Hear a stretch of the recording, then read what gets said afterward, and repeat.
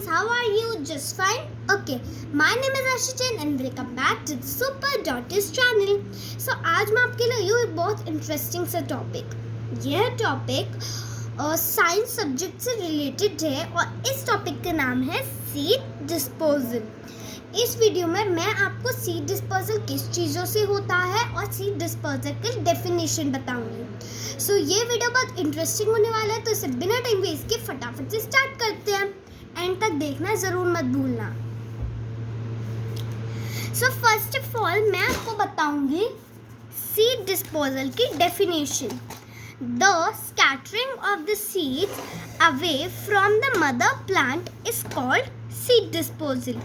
Seeds can be disposed by different agents like wind, water, animals and explosion. तो इसका मतलब ये है, जो सीड्स जो होते हैं वो अपनी मदर प्लांट से अलग हो जाते हैं, उसे कहते हैं सीड डिस्पोजल. तो हमारा फर्स्ट पॉइंट क्या है? विंड. तो हम लोग पढ़ेंगे disposal by wind. The seeds which are dispersed by wind are light in weight, small in size, have the long hairs, parachute-like structure, or have winged structure. Example: milkweed, dandelion, desert rose, Indian and or maple. So इसका मतलब ये है कि जो seeds होते हैं वो wind से भी डिस्पोज्ड होते हैं. जो सीड्स विंड से डिस्पर्ड होते हैं उसके फाइन लॉन्ग हेयर्स होते हैं एंड वो लाइट एंड वेट होते हैं. तो हमारा सेकंड पॉइंट है वाटर. सो हम लोग पढ़ेंगे डिस्पोजल बाय वाटर की definition.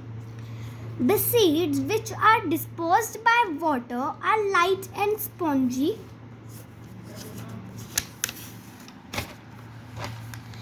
large in size and have hairy outer layer which have air trapped in it. These seeds are found in plants growing in or near water bodies. Example: coconut, lotus, water lily, etc. तो next point है हमारा disposal by animals and birds. The seeds which are